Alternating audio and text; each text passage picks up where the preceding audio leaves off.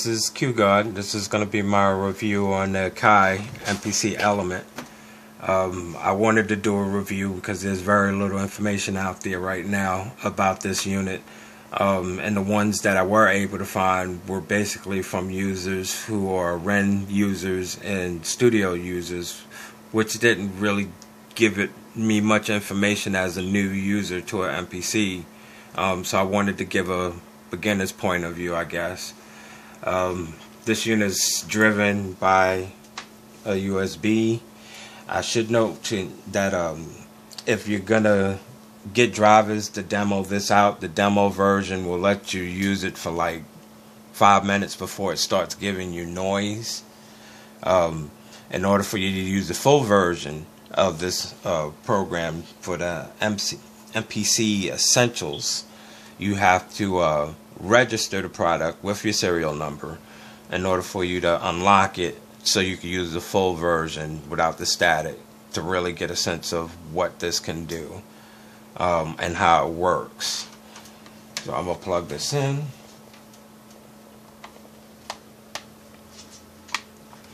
This also has like a flip top to cover it over. So no drivers comes with this unit out the box. You do have to download it. Now it's connected.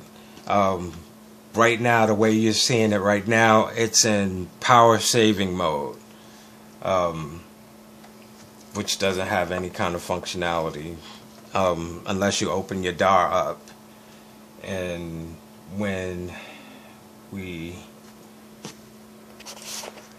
load up the MPC Essentials, which we have here, that's the program that comes with it. You'll notice that this will then light up, showing you that it's ready to be used.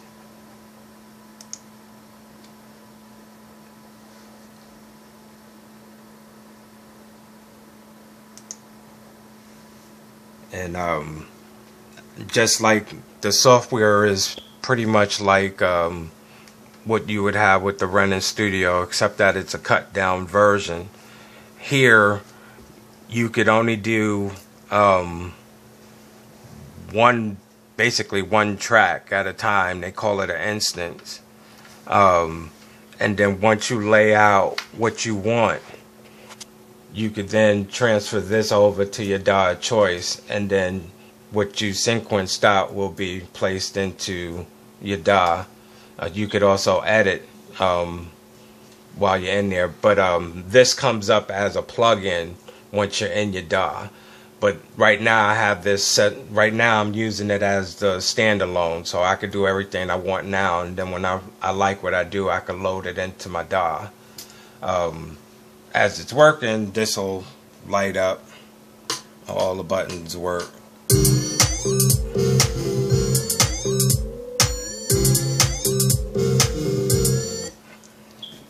So this is how it is on the standalone setup.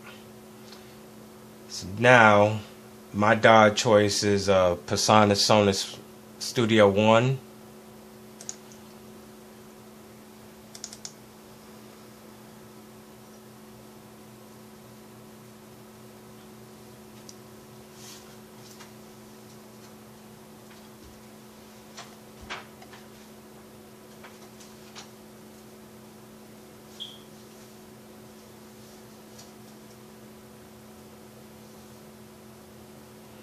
Then I have like a test track going, and essentially I go to my plugins and I just drop over the MPC Essentials, which will then activate this, and I have the same screen that I had when I was in standalone, and I could pull everything in here, and then once I'm done I could save it, transfer it over, and then that will then allow me to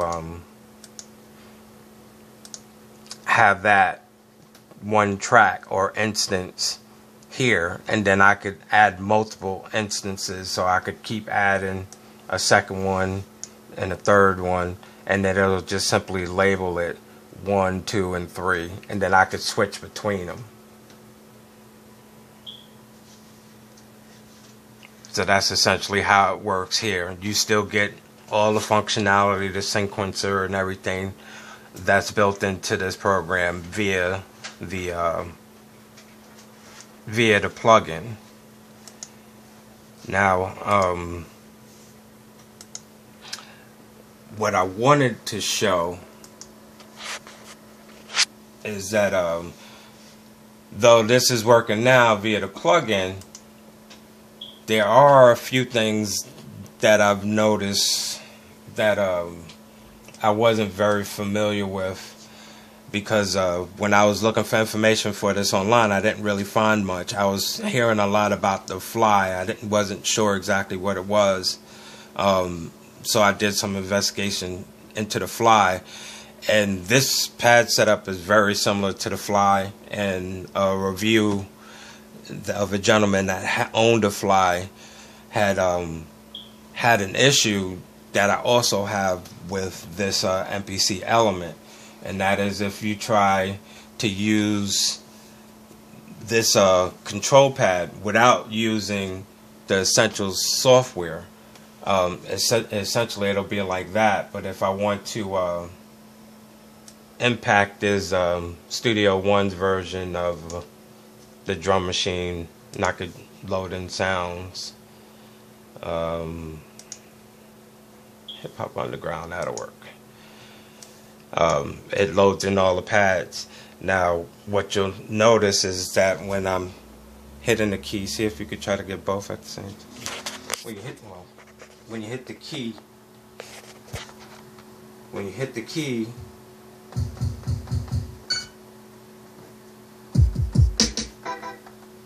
key, get in closer please. When I hit in closer, the pads that I hit don't always coincide with what I'm pressing. And now let's say I'm gonna hit these side keys. Well, guess what? These side keys actually do notes too. So these are all assigned to notes, except that in this program I can't assign these keys to anything because they're assigned to a note, and it's hard set into this unit, which isn't really useful. Hopefully that could be addressed in maybe a hardware update or whatever, but everything's assigned to a note and you can't edit it while it's like that. But while you're inside, when you're inside Essentials, you can reassign it, but by itself you can't. The only things I can assign is the records and play and stuff. These all are assignable, but that's about it. Okay, now when I was purchasing this, I was under the understanding this is the Akai's website for the frequently asked questions for the Element, and it states that can the MPC Element be used as a mini controller and other DAWs without Essentials, which is a software, or MPC software? And it says yes. The MPC Element includes low power mode, which is the way it is right now, which allows users to trigger samples or use transport controls to virtually any audio software that includes MIDI mapping. Additionally, when in low power mode, the Element pad arrangement will work perfectly with an Akai MPC application iOS. But when it's in this mode, the only transport controls that's being seen, at least in Studio One, are just the record, the overdub, the stop, the play, and the play from start, and then like these pads. But they're not. These are assignable. The rest of this is not in this mode. when you're inside Essentials, this all lights up, and with the Essentials software, you get this, which is the mini control. It's the button for the mini control, and you could assign things here, but that doesn't translate when you're not using this software as a plug-in in the DAW. So I believe that's something that could be addressed maybe via another update. But currently, right now, I spoke to Akai and asked him if there was a way that I could arrange these to work by itself without having to use the software. And pretty much he told me these are hard set, it's not changing. So there has to be another way maybe to have this translate over to a DAW so I could actually functionally use it fully, because it's playing its notes in a totally different order. That's very wacky. And the last question, the last thing I wanted to show is one of the people at the MPC forums. They was asking me about the sensitivity of this unit. This is a little. I really only have a little bit of experience with some of the MPCs, like the SP 1200 and the MPC 2000 XL, and those pads seem softer than these. It doesn't really. These respond, but you have to hit it a little harder than you would the other pads. So like white or yellow here is a light tap, and then red is a heavy tap. And it takes a little bit of getting used to feel how you want to hit it, but you do seem to hit it harder than you would on those different machines. Man, other than that, I really like the unit. The software works very well. It's easy for you to get used to how to use it and pick up from it. Hopefully through some of the software updates, they probably will address some of these problems, I'm hoping. But I wanted to put out this video so at least people who are new or thinking about buying this, that this is really not a bad unit, and the software is really great. That it's worth it for $150. No, I don't expect it to be anything fully like Studio or Ren, but it gives me the ability to at least start on a humble budget, which is what mine's is. I do have one issue. Other than that, as a plugin, like I said, you only get to do one track, so you have to lay it out and then overdub on top of it, and then bring it over to be put in as a track on your DAW.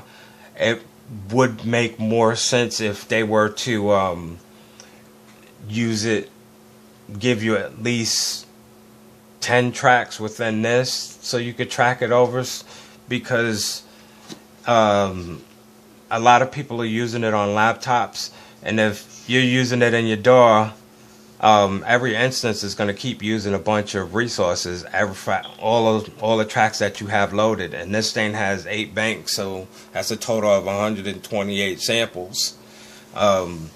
You could run out of resources pretty quick. I'm not using a laptop, I'm using a desktop, so I have a lot of memory. My CPU is much stronger, but still, you know, thinking in a broader range, that I believe it would make a little more sense if they would allow you to have at least 10 tracks. The Studio and the Ren have 128. You know, I don't expect them to give me everything that those units have. This is a cheaper unit, but one is a little bit skimpy versus 128. 10 would be reasonable to allow me to make a few different arrangements and then bring those in that this can control, and I think that's doable.